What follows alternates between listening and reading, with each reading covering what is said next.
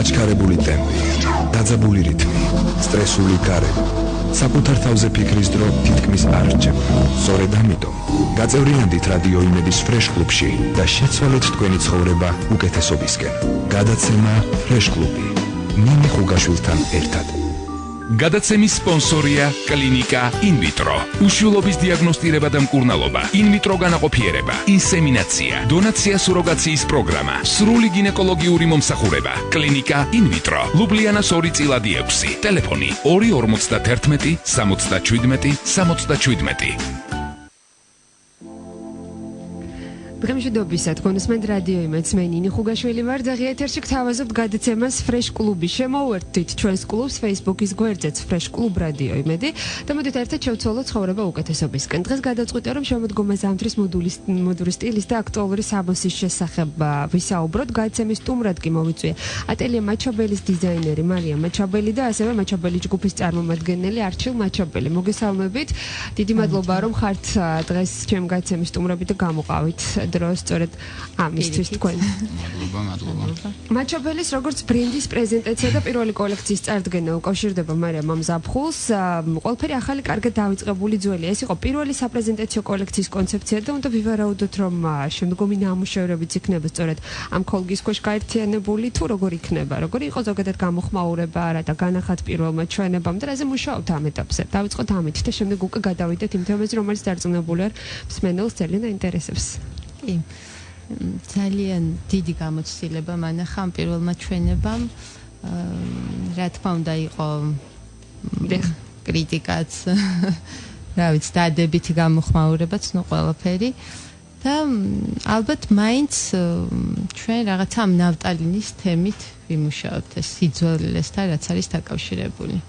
როგორი იყო ბიზნეს ჯგუფ მაჩაბელი ჯგუფის წარმომადგენლის თვალით დანახული, როგორც ერთ-ერთი ბიზნეს პროექტი განიხილავთ ამას, ისე? განვიხილავთ აუცილებლად, იმიტომ რომ ძალიან საინტერესო, მოდი ესე დავარქვათ, ჩვენთვის პროექტი იყო, ერთ-ერთი მიმართულება, იმიტომ რომ მაჩაბელი ჯგუფი არის ფართოპროფილიანი ჯგუფი, რომელიც ახლა სხვადასხვა მიმართულებით მუშაობს, როგორც ღვინის ხაზით, ასევე დეველოპმენტშია და ერთ-ერთი მიმართულება იყო ეს დაუშვათ ეს მიმართულება, რადგან ახლა საუბარი გვაქვს ატელიე მაჩაბლის დაარსება, რომ მარიამს ისედაც ჰქონდა რაღაც გარკვეული გამოცდილება ამ სფეროში, ოღონდ ლოკალურად მოღვაწეობის და არ ეძლებოდა საშუალება, რომ დაუშვათ უფრო ფართო საზოგადოებაში გასულიყო და ერთ-ერთი ესეთი პრივატული საუბრის დროს სახში მისი მეგობარის საუბარს დავესწარი და გადავწყვიტეთ, რომ ჩემი მეგობრებისთვის მეცნობებინა და ჩამოგვეყალიბებინა, ან დაგვიარსებინა ატელიე მაჩაბელი და ესე შეიქმნა დაუშვათ ეს ატელიე მაჩაბელი რა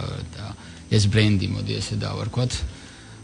და ვცდილობთ, რომ განვავითაროთ და ეხლა როგორი იყო გამოხმაურება, გეტყვით, რომ გამოხმაურება ისეთი იყო, როგორცაც ველოდებოდით, კმაყოფილები ვართ, ანუ შეიძლებოდა უფრო კაი ყოფილიყო, ან უფრო ისეთი ხისტი ყოფილიყო, მაგრამ კმაყოფილები ვართ, მოდი ესე ვთქვათ. რაც შეეხება მარიამის მუშაობას, როგორც ბიზნეს ჯგუფი, კმაყოფილები ვართ მარიამის მუშაობით. იმედია, რომ მარიამი უფრო და უფრო დიდ სიმაღლეებს მიაღწევს, შეიძლება ისეც მოხდეს, რომ მაჩაბელი ატელიე მაჩაბლის წარმომადგენელი აღარ იყოს, უფრო სწორედ დიზაინერი და გადავიდეს სხვა ეს დასაკვირველი ახუმრობით. აქედან გამომდინარე, ჩვენ კმაყოფილები ვართ, როგორც ბიზნეს პროექტი.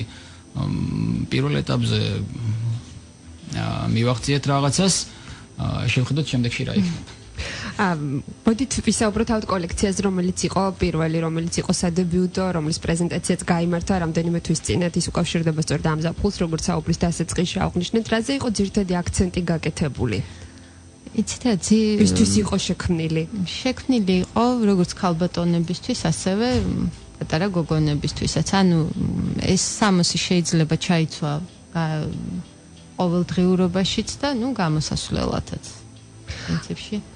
და არის მხოლოდ ქალბატონებისთვის იქმნება თქვენი კოლექცია მხოლოდ ქალბატონებისთვის, თუ შესაძლოა რომ სიახლის მოლოდინში იყვნენ მამაკაცებიც? ხო, ფიქრობ, რომ შემდგომში გავაკეთებ. არ ვიცი როდის, მაგრამ ძალიან მინდა ეს მამაკაცების ხაზი. ცოტა რთულია საქართველოში მამაკაცის ხაზის გაკეთება, იმ მხრივ რომ მაინც აზიური ბუნება ეს რთულია მოარგო მაგას კონკრეტული სამოსი? კი, მაგრამ ალბათ ნენელა მოირგებენ. რა სეგმენტზია გათვლილი? როგორი ტიპის სოციალურ ჯგუფზია გათვლილი ეს კოლექცია? არის ყველასთვის ხელმისაწვდომი, არის უფრო რაღაცა? ფიქრობ, რომ აქცენტი გავაკეთე, რომ იყოს ყველასთვის ხელმისაწვდომი. ყველასთვის ხელმისაწვდომია, შეიძლება მეც დავამატებ, როგორც ანუ ბიზნეს კუთხიდან და არა დაუშვათ დიზაინერის ხედვიდან გამომდინარე, ვფიქრობთ, რომ ეს იქნება ხელმისაწვდომი, აქ შეიძლება გაკეთდეს ხაზი, როგორც ესეთი დაუშვათ სახალხო, მოდი ესე დავარქვათ, რომ ხელმისაწვდომი იყოს ყველასთვის, რომ ხარისხიანი პროდუქტი მიიღონ იმ ფასად რა ფონიც არის ახლა დაუშვათ ზოგადად ჩვენ ქვეყანაში და შეიძლება გაკეთდეს დაუშვათ რაღაც ლაქშერი, მოდი ესე ბარბარიზმს შემოვიტანთ და ჩვენ საუბარში რაღაცა სეგმენტი დაუშვათ კონკრეტულად აი მიმართულების. ნავტალინს რაც შეეხება ეს ძალიან კაი იდეა იყო. რაღაცა მაინც დავაკავშირეთ აი რა პერიოდს უკავშირდება? წლების 60-70-იანი 90-90-იანი წლებამდე მოდის რაღაც ეს ქსოვილები თვითონ თავის პრინტებით და როგორი იყო, როგორ გამოიყურებოდა მას ვისაც არ უნახავს და სწორედ ახლა ისმენს პირველად ინფორმაციას ამის შესახებ. იცით რა რაზე ქონდათ გაკეთებული ძირითადი აქცენტი იყო ქალური სილუეტი? კი, ქალური სილუეტის აი რაღაც ძველი პრინტების გადმოტანა იყო ახალ თანამედროვეობაში. მოდით ესე დავარქვათ როგორი იყო და მე როგორც გარე მომხმარებელი, ოღონდ მომავალში მომხმარებელი, როცა მამაკაცის ხაზი შეიქმნება, უბრალოდ როგორც მაყურებელი ახლა და შემფასებელი ისე შემიძლია რომ დავუშვათ რაღაც ორი სიტყვა ვთქვა, ეს იყო უფრო კლასიკური, ეს იყო სინაზის განსახიერება, ეს იყო გადმოტანილი, ანუ ის ძველი დიდება, მოდი ესე დავარქვათ, თანამედროვეობაში, რომ მაქსიმალურად ქალის სილამაზე და ქალის სილუეტი გამოჩნდეს. გასაგებია, მაგრამ ბოლო რამდენიმე წლის განმავლობაში ნებისმიერ დიზაინერი, რომელიც ყოფილა ჩემთან გაცემაში სტუმრად, მათი უმრავლესობა აღნიშნავს, რომ როდესაც ვეკითხები ტენდენციების შესახებ, ამბობს, რომ ყველაფერია მოდაში. თავია გადაწყვიტო რა გინდა. აღარ არის ისე, როგორც ადრე იყო კონკრეტულად, მაგალითად, ასეთი სტილის ვარცხნილობა უნდა კონდეს იმისთვის, რომ ჩაითვალო მედურად, მაინც და მაინც კონკრეტული სტილის სამოსი უნდა გიწვეს. თავია მოირგო და თავი იგრძნო კომფორტულად იმ სამოსში, რომელსაც იცვა. როგორია მარიამ მაჩაბელის თვალით დანახული ქალი და როგორ მოსავთ მას ძირითადად? მეც ფაქტურად იგივეს ვფიქრობ, თავარია თვითონ იგრძნოს კომფორტულად თავი და რაღაცა მისი სილუეტი, აი დაუშვათ რაღაცა პატარა ნაკლია თუ ის არ გამოაჩინოს. რა ფაქტურას ფორმებს იყენებთ, რა ფერებს იცით რა, ერთ კონკრეტულ ფერზე არასოდეს არ ვჩერდები. სულ აი რაღაც მრავალ ყველანაირ ფერს ვიყენებ თითქმის. მარიამი პალიტრის ყველაფერს იყენებს, როგორც ხვდები ამის კოლექციაში. ფერადი. და რაღაცა წელს ვფიქრობ, რომ უფრო ეს ხავერდის აი შინდის ფერები, სტაფილოს, აი რაღაცა ამ ფერებით გავაკეთებ მე კონკრეტულად კოლექციას ალბათ და ტენდენციებიც ესეთია მოდის. მოდით გადავიდეთ მაშინ რას გვეუბნებიან მოდის კანონმდებლები, რას უნდა მივაქციოთ ყველაზე მეტად ყურადღება. არის მაინც ალბათ რაღაცა კონკრეტული მონახაზი, რისი გათვალისწინებაც გვმართებს. ერთია მოვირგო როგორც მე მინდა, მაგრამ როდესაც იგივე ვთქვათ რადიო ეთერიდან ვისმენ იმ ინფორმაციას, რომელიც მეც გამომადგება, ალბათ უფრო საჭირო ამ დროს. ხო, მაინც იცით რა არის, ყველა დიზაინერს თავისი ხედვა აქვს. და მაინც ვფიქრობ რაღაცა კონკრეტულად გიწევთ ამ დროს, ხო, ლავირება? კი, მაგრამ მე მაინც ცოტა გადავდივარ ჩარჩო. ანუ მაინც ვთვლი, რომ ამ დიზაინერს რაღაცა ეს კრიტერიუმი არ უნდა კონდეს. მაინც თავისუფალი ხედვაა ეს და შეიძლება, რა ვიცი, მე ესე. აი მარიამ სამაში ვეთანხმები, თუ საერთოდ ხელოვნებაზეა საუბარი, მოდი გამოვყოთ ორ ნაწილად, არის ხელოვნება და არის კომერცია. ანუ დღევანდელი მსოფლიო გადასული არის მაინც უფრო კომერციულ ხელოვნების აი ამ კონკრეტულ ამ ბიზნესის განვითარებას და მართალიც არის, იმიტომ რომ ბაზრის მოტო ანუ ვერ განვითარდება თუ დაუშვათ რაღაცა გარკვეული სახსრები არ შემოვიდა. აქედან გამომდინარე უფრო ალბათ კომერციული ხელოვნების ნიმუშებს უფრო უყურებთ ხოლმე ხშირ შემთხვევაში და ეს მოთხოვნებიც რაც ახლა საუბარი არის ჩემ სუბიექტურას ვიტყვი მარიამს რასაკურველია განსხვავებული ალბათ განსხვავებული აქ ან მეთანხმება ფერებთან დაკავშირებითაც რა ინსტიტუტები მუშაობს ათეულობით მილიონი ხარჯება ამაზე და არჩილ ბოდის გიხდით თუ შეიძლება ამაზე საუბარი გაიცემის მეორე ნაწილში განვაგრძოთ რეკლამის დროს სულ რამდენიმე წუთში დავბრუნდებით დღეითში მადლობა რომ გვისმენთ დღეს შემოდგომა ზამთრის მოდური სტილის და აქტუალური სამოსის შესახებ საუბრობთ ატელიე მაჩაბელის დიზაინერი და მაჩაბელი ჯგუფის წარმომადგენელი გახლავთ ჩვენი სტუმარი ფრეშ კლუბი ნინი ხუგაშვილთან ერთად დღემშვიდობის აუცილებლად გავითვალისწინებთ არჩილის აზრს ჩვენს დღევანდელ საუბართან დაკავშირებით. დღემშვიდობის მოგესალმებით კიდევ ერთხელ თქვენ უსმენთ რადიო იმედს გახლავთ ფრეშ კლუბის წამყვანი ნინი ხუგაშვილი და დღეს საუბრობთ შემოდგომა ზამთრის მოდური სტილისა და აქტუალური სამოსის შესახებ. გაცემის სტუმრად მოვიწვია ატელიე მაჩაბელის დიზაინერი მარია მაჩაბელი და ასევე მაჩაბელი ჯგუფის წარმომადგენელი არჩილ მაჩაბელი. კიდევ ერთხელ მოგესალმებით, კიდევ ერთხელ მადლობა რომ ხართ დღეს ჩემი გაცემის სტუმრები. საუბრობდით მოდის კანონმდებლების მიერ დადგენილ იმ ძირითად წესებზე, რომლის გათვალისწინებაც გმართებს. მოდით, განვაგრძოთ საუბარი, რას გვეუბნებიან ისინი და შემდეგ უკვე თქვენ რას იღებთ? ითვალისწინებთ თუ არა მათ რჩევებს, თუ აბსოლუტურად გარედან უყურებთ ამ ყველაფერს და მხოლოდ მაშინ შეიძლება ჩართოთ, როდესაც ამას მოითხოვს რაღაცა კონკრეტული დეტალი. ხო, იცით რა არის? აქტუალურია ძალიან, ანუ ეს მოდის ტენდენციების მხრივ რაღაც ასიმეტრიული კაბები, მინი ძალიან მოდაშია გიპიურები, ბადე, ну რაღაცა მთელი ეს არის კომპლექტი, მაგრამ სიმართლე გითხრათ მე მაინც გარედან უყურებ. მაინც მე ჩემი ხედვა მაქვს და ვთვლი რომ საზღვრები არ აქვს ამ ყველაფერს. მოდით მაშინ ვისაუბროთ კონკრეტულად. მაგალითად ყოველდღიურად გამოსაყენებლად რას ურჩევთ გოგონებს?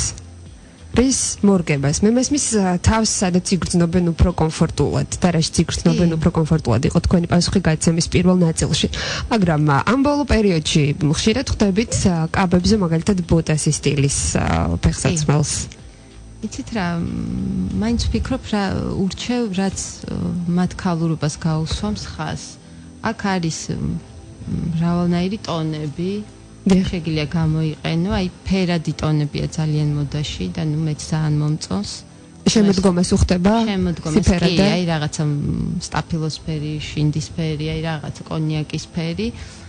და იცით რა, მაინც ალბათ მორგებაზეა რა, შეიძლება ქუსლიანი ტუფლი ჩაიცვა ჯინსზე, მაგრამ ძალიან ლამაზად იყო, ხო? ვინაუთ აგორდებათ ახლა ხო ნიუ-იორკის მოდის კვირეულის გახსნას და დახურვას. რა იყო ძირითადი ხაზი წარმართველი?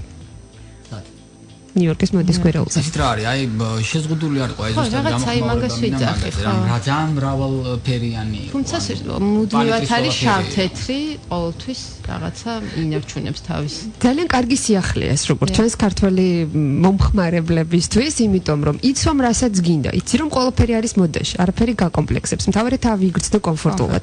ეს არის ერთ-ერთი ყველაზე კარგი რამაც შეიძლება გამოავლინო შენი ინდივიდუალიზმი ალბათ ხო? ეს ჩარჩოში არასოდეს არ უნდა იჯდა, აი არასოდეს უნდა აკეთო შენი გემოვნებით რაც მოგწონს.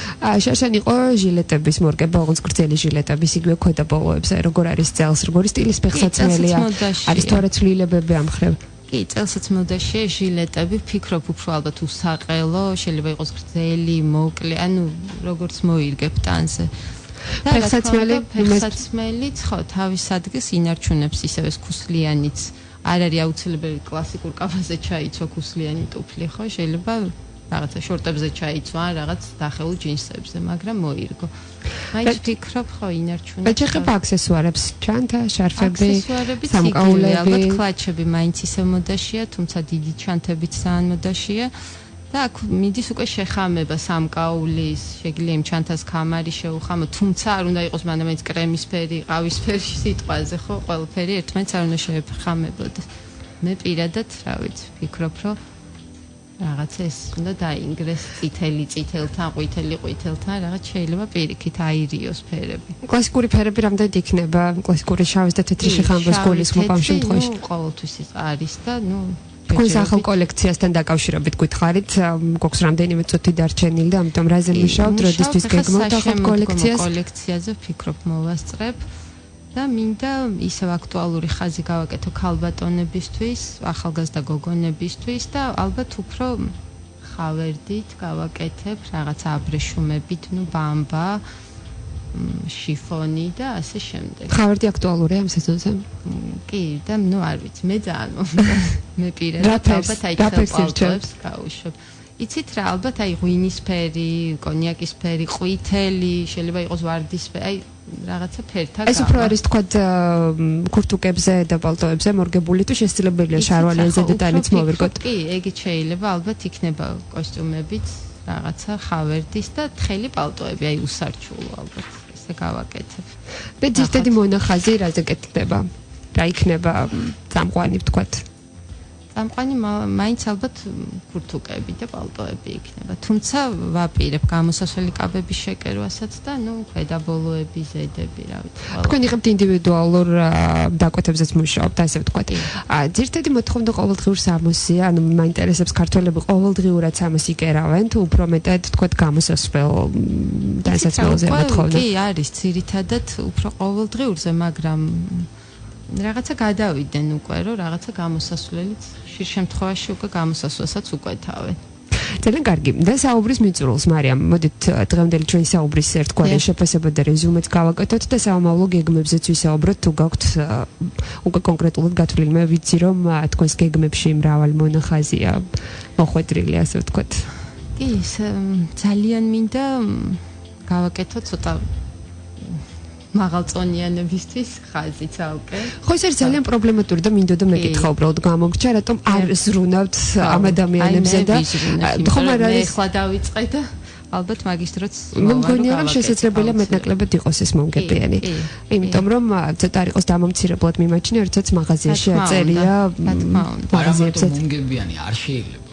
არის კომერცია, არის ხელოვნება და არის რაღაცა ზღვარი, რა ზღვარიც აუცილებლად უნდა დაიცვა. მაგ იდეაში და ძალიან მინდა რომ გავახორციელოს. ძალიან რთულია და მე მგონია რომ ფსიქოლოგიურ ზეწოლას განიცდიან ადამიანები, როდესაც მაღაზიაში ეუბნებიან, რომ იცით ჩვენ თქვენი წონისთვის შესაძლებელი სამოსი არ გვაქვს. რატომაც არა იგივე შევქმნი და უშოთ როგორც გამხდრისთვის ისე ცოტა სურათელემაჩებელი აუცილებლად იზრუნებს როგორც ანუ მამაკაცის ხაზიც ალბათ სავარაუდოდ და მინდა საცურაო კოსტიუმების გაკეთებაც ნახოთ. ძალიან კარგი. წარმატებებს გისურვებთ, დაველოდებით თქვენს მორიგჩვენებას, რომლის გამართვის თარიღი არის ჯერ გადაწყვეტილი თუ არა, არ გადაგვიწყვეტია თარიღი. წარმატებებს გისურვებთ, უღრმესი მადლობა რომ იყავით ჩვენთან სტუდიაში მოსულები ისაუბრეთ იმ თემებზე, რომელზედაც საუბრობდით შემოდგომაზე ამ დროს მოდური სტილის და აქტუალური სამოსის შესახებ მივაწოდოთ ინფორმაცია ჩვენს მსმენელს. მთავარი გზავნილი მაინც არის ის, რომ შეგიძლიათ ჩაიცვა ის, რაც მოგწონს და რაც გიხდება, კი. ძალიან კარგი, იგრძენით მაშინ თავისუფლად. უღრმესი მადლობა მარიამ მაჩაბელია, ტელემაჩაბელის დიზაინერი და მაჩაბელი ჯგუფის წარმომადგენელი არჩილ მაჩაბელი გახდნენ დღეს ჩემ გაცემის სტუმრები. უღრმესი მადლობა მობრძანებისთვის, ჩვენ სტუმრებს ხურადღებისთვის, ჩვენს მსმენელებს კი წარმატებებს გისურვებთ. მადლობა, ნახვამდის. მადლობა.